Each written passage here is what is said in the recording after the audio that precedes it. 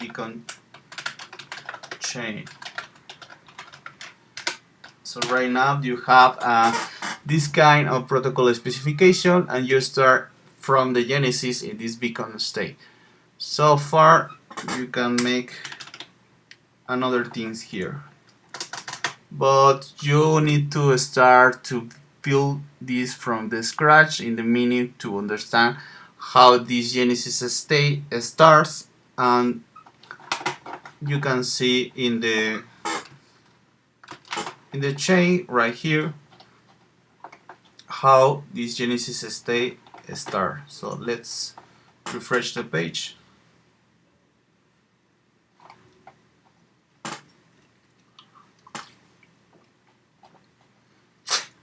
So this is the condition about the genesis state. So you have here the depth from genesis, you have your genesis state that make maybe atomic way to see this, atomic database something. So you can figure out how this starts. So let's refresh again to see the properties for this kind of state. So you have this genesis state, and you find the genesis state, that is atomic database, then the genesis block, that is the base of beacon block. So the base of beacon block is this block that you can see here. So it's a buggy representation, but you can imagine in your mind how this is work. Then you have this genesis config, that is a new config that is calling Eth2 config, and of course this object, it's all about the base beacon chain. So let's see more things about this protocol specification about the beacon state. So this beacon state doesn't work for itself, so needs another data, and this data it's calling the H1 data. We saw in other videos the story of this beacon state, so let's move to see more interesting things. So let's see this thing in the Trinity specification. So let's see how this beacon state start to get this data.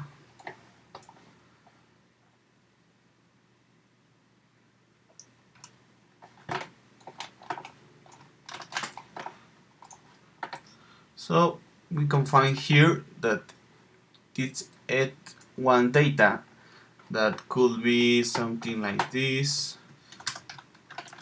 How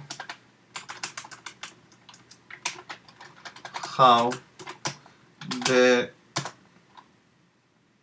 beacon chain gets the data from the proof of work chain, that it's equal to H1 data. So you need to start thinking in math to how get. So let's replicate this for understand the basics of get a data for some source. So you have this a data, it's calling the data. I need to create the block hash, because this block hash is how is all connect in the network. So the block hash are the building blocks for the chains that you're trying to figure out how to connect. So it's a primitive in a kind of sense. So let's move to see more interesting things. So you have the 1-2 data, so you need to create things. So far you find an interesting way of what this 8 data is create the block hash to create something more. So it's an interesting way to see how this beacon state start in the genesis time, how this genesis state have a genesis state, and how this Genesis block start in the base beacon block. Then this Genesis state have this getting this data that it's calling one data. So you get this data for create the block hash for the next team that needs to try to figure out how to connect this data. So it's a tricky way to see, but it's have sense in the Python simulation. So let's refresh this page.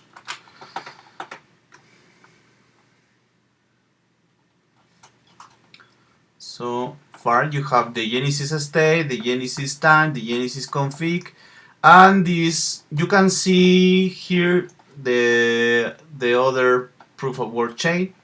But imagine that you have here another chain that is calling Ethereum 1.0. So the beacon state start to get this data. So how this beacon state start to getting this 8 to 1 data to prepare the Genesis state and the growing chains that have different chains in so many ways. So this implementation is not a hard fork and it's not a soft fork.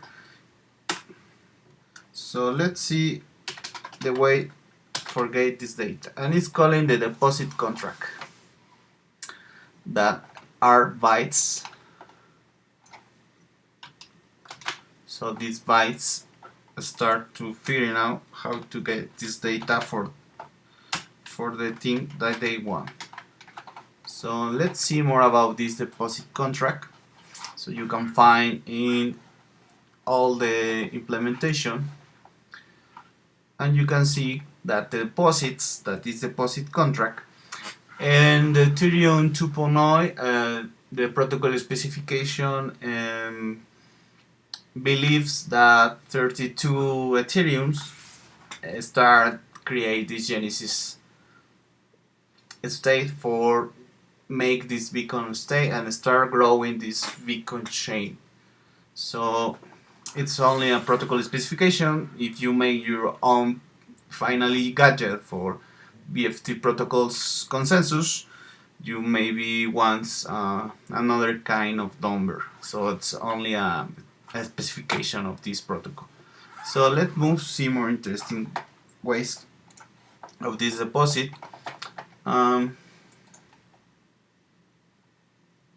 You need to handle this deposit, so you need a factory. So you can see here the class data factory is a model of this deposit. You also need exceptions. So the class deposit data corrupt. You need to monitor how is this data from ETH 1.0 is arrived in your beacon chain. Then you have events.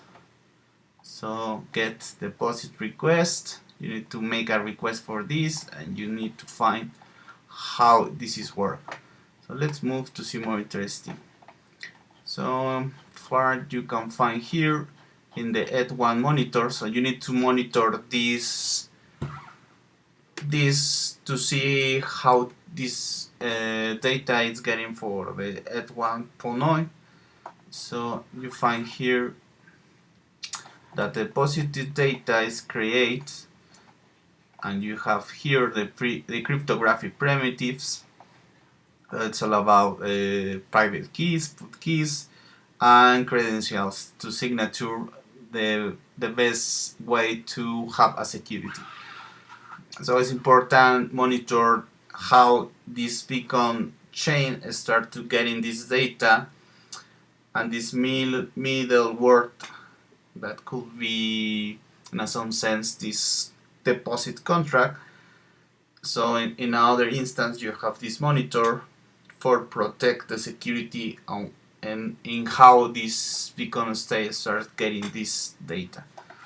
So if you out there are you doing databases, you are learning how to monitor how to get data. So let's see another kind of things. So you have here the deposits, and the deposits you have different.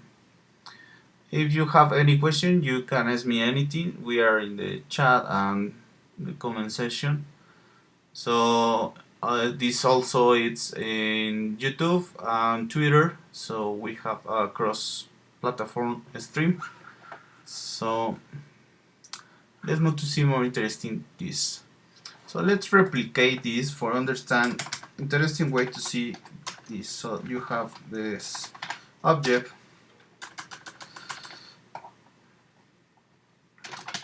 You have this object. You have the root, deposit, root, and you start to think in the block number, and this block number have the protocol specification. This is a hash, a kind of hash. So then you need to start to think in the statements of how to get this deposit root, because remember that in the blockchain meaning it's all about how to connect these roots, and these roots it's to make a different way to understand the protocol.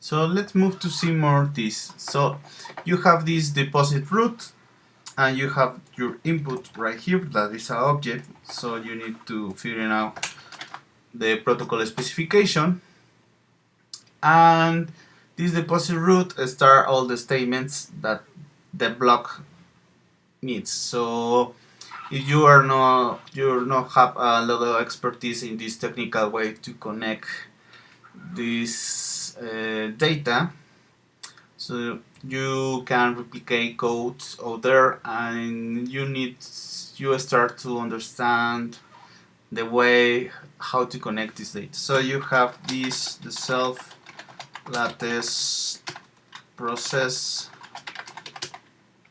block number. You have that is enter for the block number.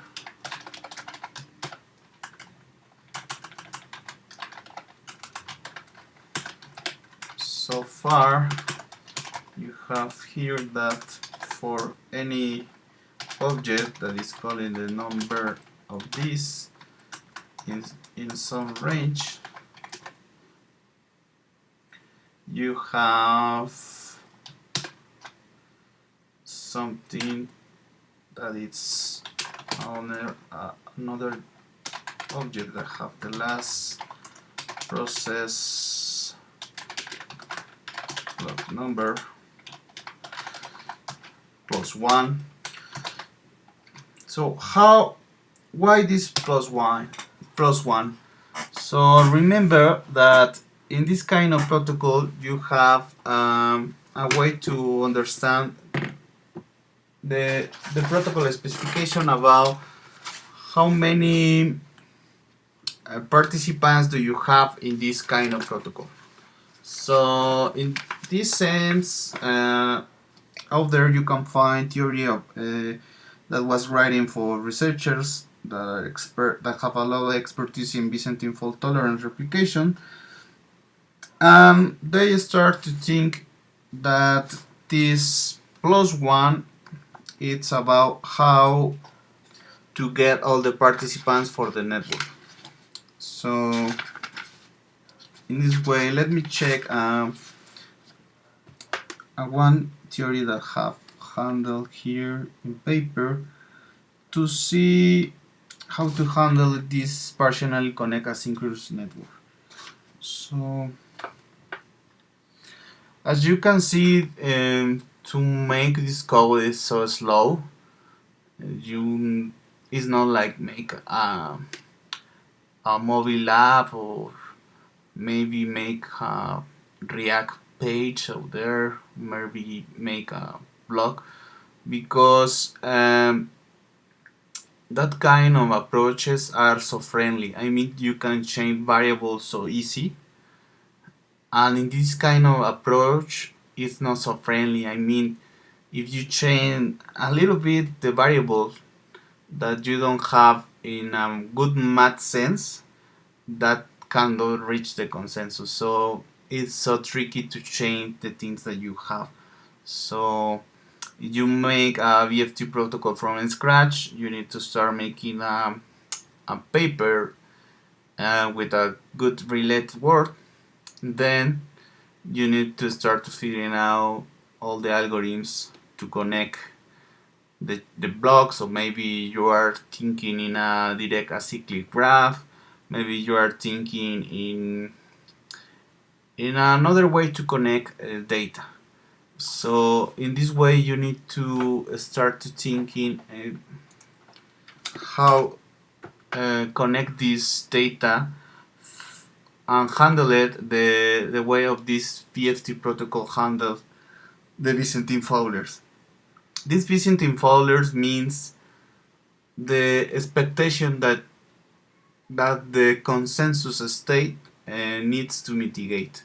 So we saw in another videos that this way to see this consensus, it's all about the the Byzantine general problems.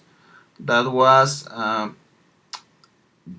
the experimental meaning that you have one commander and you have two Lithuans. So this army needs to win the war. So to reach this consensus in this mean, you need to pass a message. So this message could be a good message in the way of the for example the commander needs to make a statement for make attack in the castle. So this is will be the good measures. So for example, but when this measures pass to the Lithuan in this Byzantine general problems that was writing by Leslie Laporte in 1982, and that is a good paper that we saw in other videos. You can check out their interesting way of this, and you can also deep dive in this experimental thing. So is that the way that you have these complex measures? So in so many ways, this lead one can paste these measures in another way. So start to make a gossip network of these measures, and these measures is not the same measures that the commander sends. So you start to thinking in these Byzantine Fowlers that are the expectation that maybe the Lithuan is a traitor. So it's a way that you can thinking in so many variables of this experiment. So you can make a diagram of this experiment that you have three instances. This instance could be A, B, and C, and are connect and send different kind of messages, and you can start to figuring out how this can be so different because you have a variable to connect A to B, and then you have a variable to connect B and C, and so far you start to think. So let's see the diagram for Byzantine problems to understand.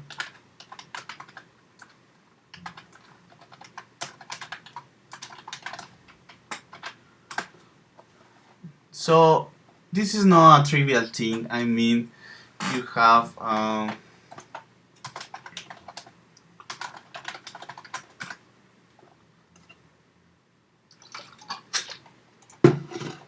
you have a lot of variables in this experiment.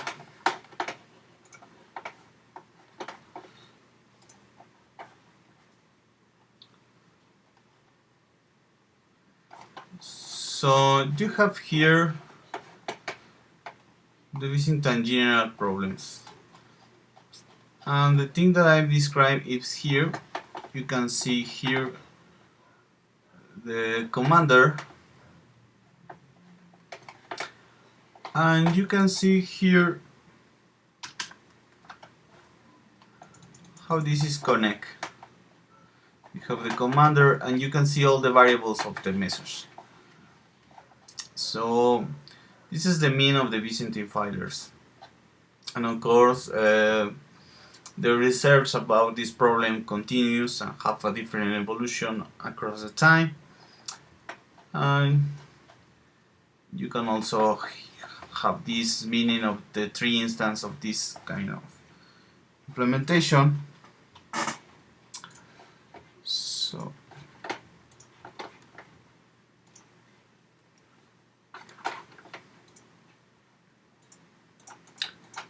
So you start thinking in this. So this is how or why, maybe this is the why that the Byzantine fault tolerance is not so friendly. Like, for example, make a React app or maybe make a mobile app.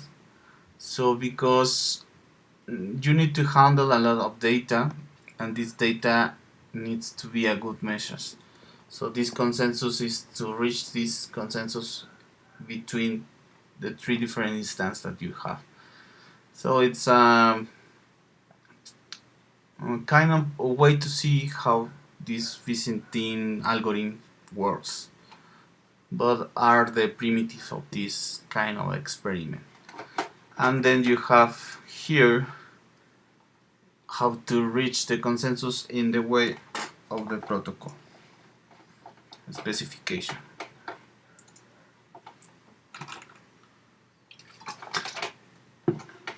So let's move to see more things about the deposit root. And we saw in a very little look the Byzantine general problems. We are figuring out how to connect this at1 data with the beacon state. So let's move to see more this deposit. So you can find here that you need deposit root. Then we have different things about the logs that needs. You need to count this deposit, so you need to try to figure out how deposit is. You have more components here, and this is not about the Byzantine consensus, but it's how to handle this data. So it's a technical way to make a better data for the protocol specification. So let's see a zoom of this. So you have here different things about the deposits. So it's an interesting way to understand how this works. You have the validator side, that is how this generating signed blocks works under the hood. So you can spend a lot of time here figuring out all the protocol specification works under the hood. So you can find that deposits a tuple of the deposits and something and all the things that could be with the deposits. Because remember that in Python world all these are objects, so you need to figure out how to handle all the things. And all the things that you can see, it's only how to handle this. You have to monitor this data, you need the factories of this, you can expect errors, so you need the exception of this data, then the kind of events, then the tuples that you need to handle in getting this data.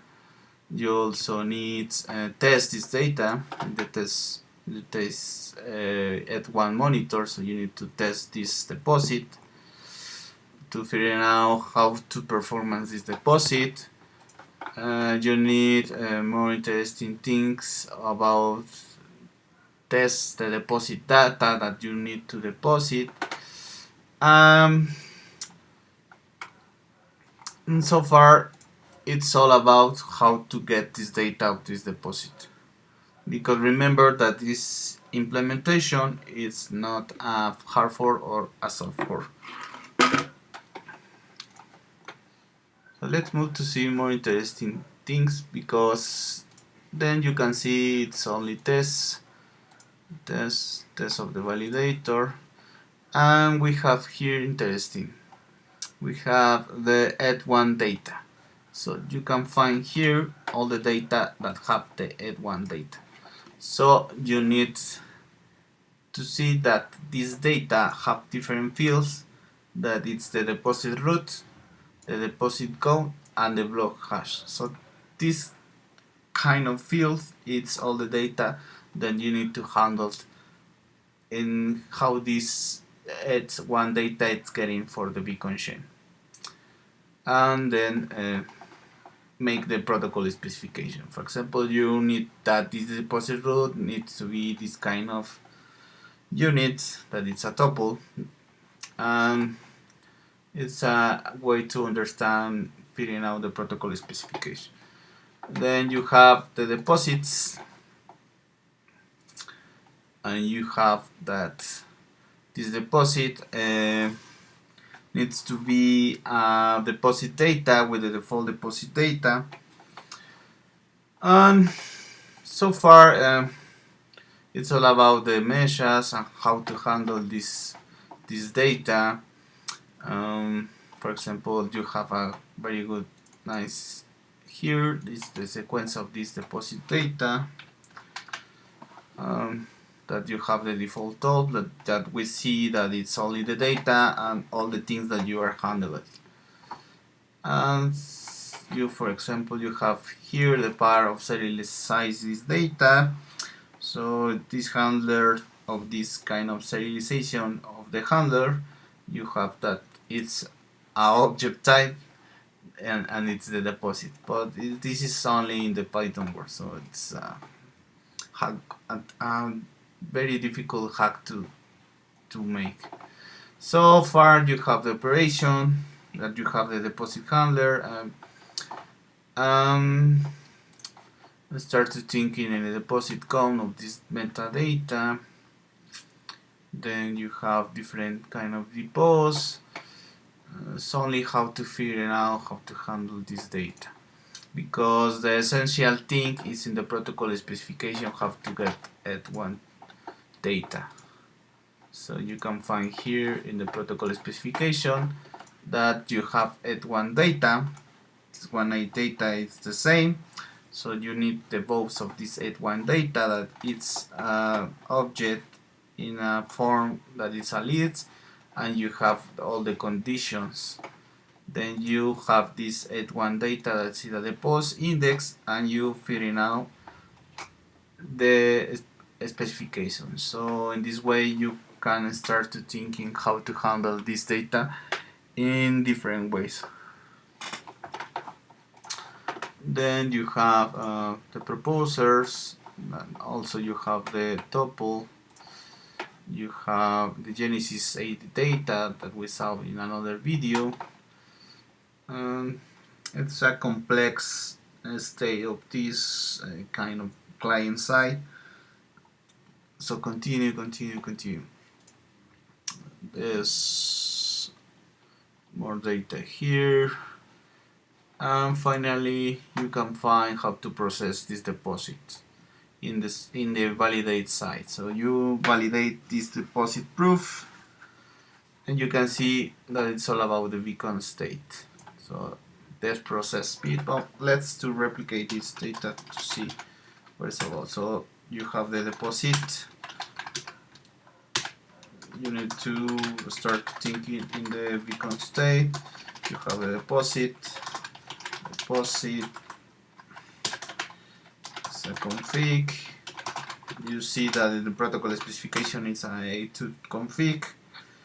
Then you need to make a connection with the beacon state and validate the deposit proof, that is the state of the deposit. Then you have the deposit contract 3 deep. And what is about the 3 deep? So in this kind of protocol you have something that is called the super majority thing.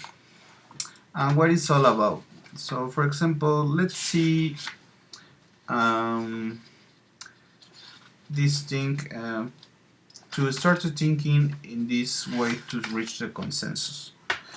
So for example, you have something that is called the super majority.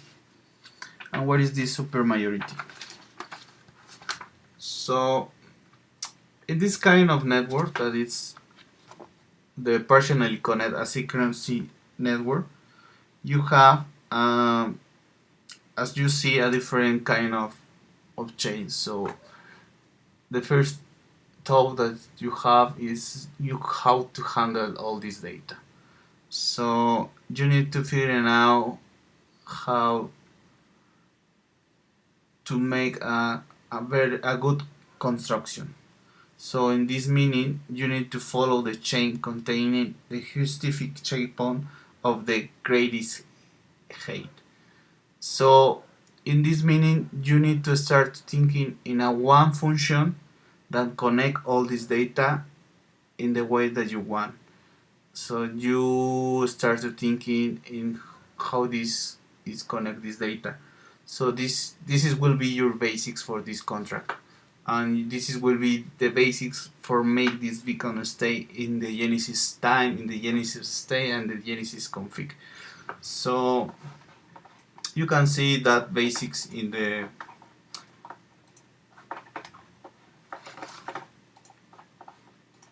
the paper about these basics about how to connect, and we can find here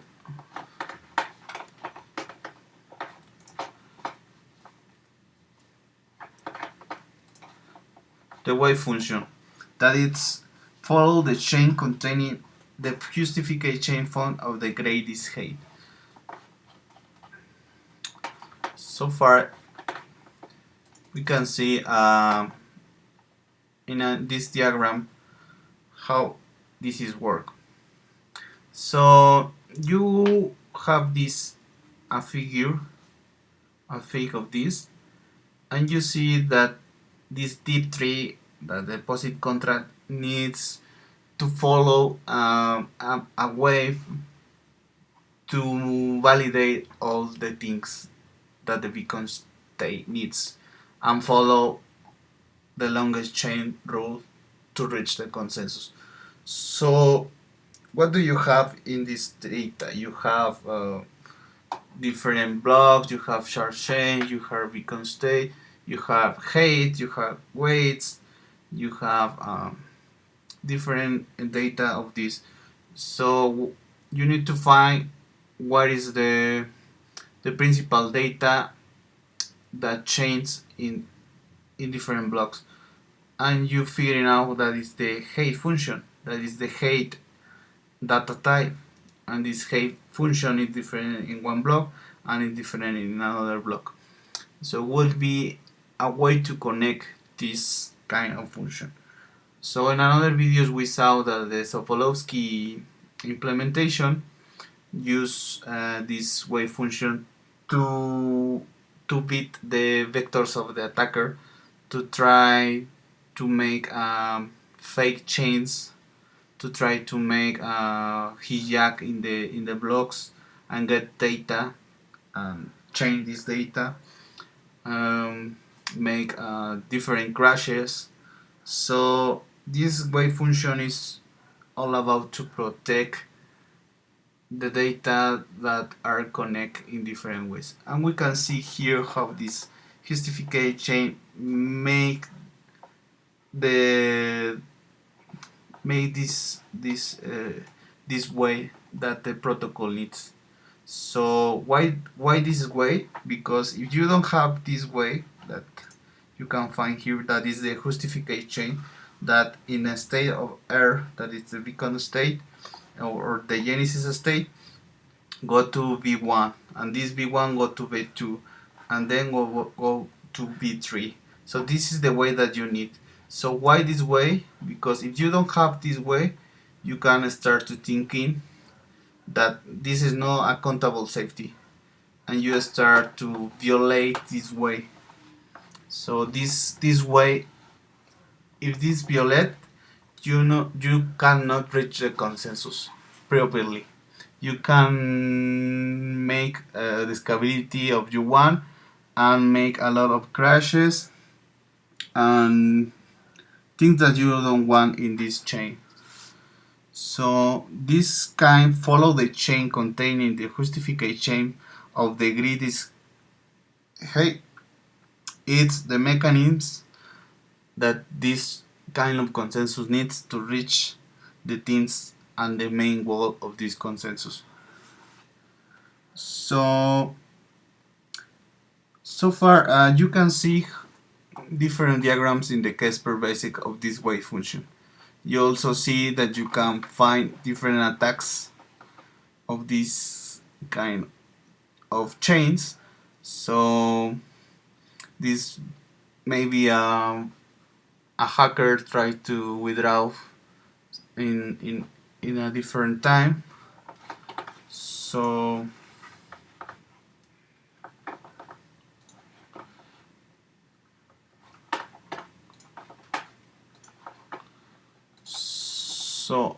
it's a different delay for having this.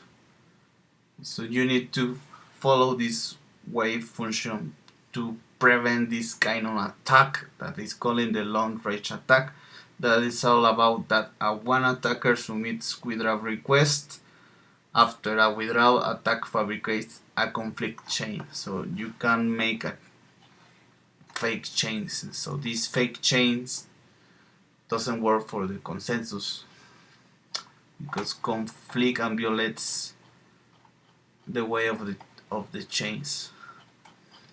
So this is important about the things that we have, and we can see that this deposit contract need contract 3 diff, and this diff it's all about the head functions. So it's important investigate the security of this kind of protocol.